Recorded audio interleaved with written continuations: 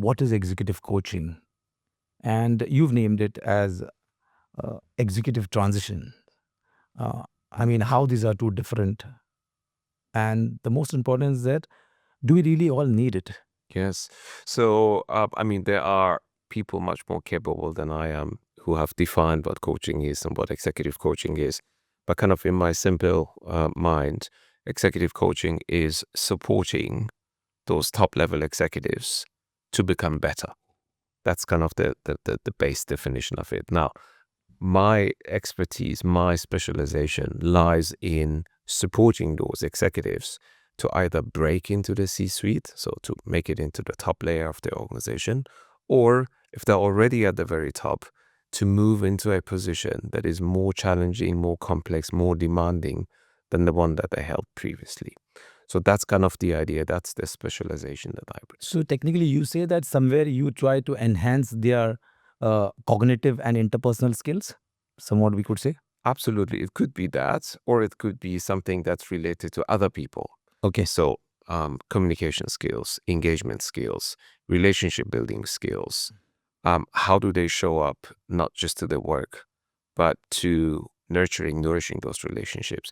What is the level of humility they're able to show next to all the competencies and all the confidence they typically have at the executive level? So it really is to work with them to become a more complete version of themselves. Yeah, but that was my follow-up question actually. What sort of problems do they really come to you with?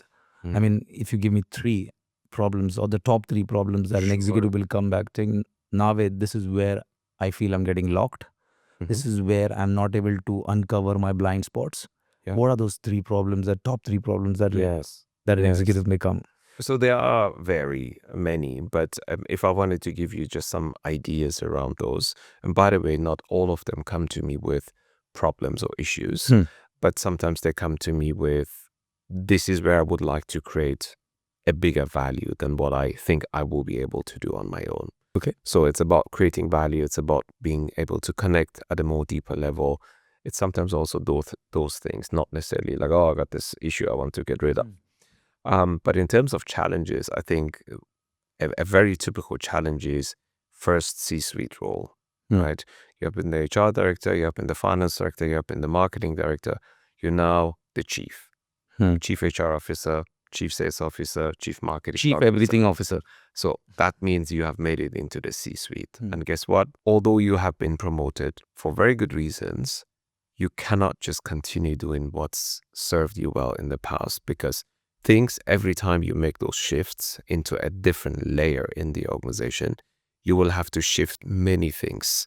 One of them is your mindset. The other one is the skills that you will need to bring into that. But the most important one is actually the set of activities you need to pay your time, energy, and attention into. So that's a very common one. The second one is typically executives who have had the first 360 or a very table stakes 360 assessment.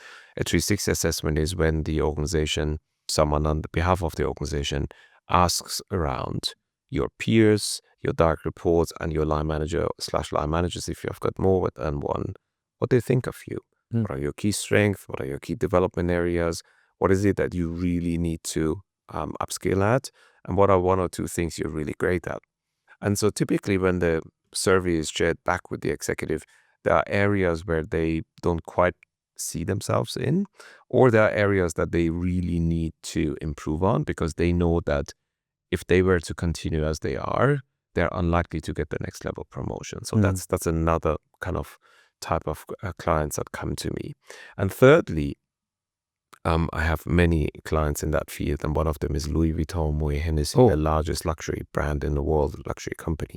They actually own 75 brands. They call them maisons, or the French word for a house. And some of the brands, just to mention a few, Louis Vuitton is an obvious one, but they also own Tiffany. They also own Dior. They also own Kenzo. And so they have 75 of those brands.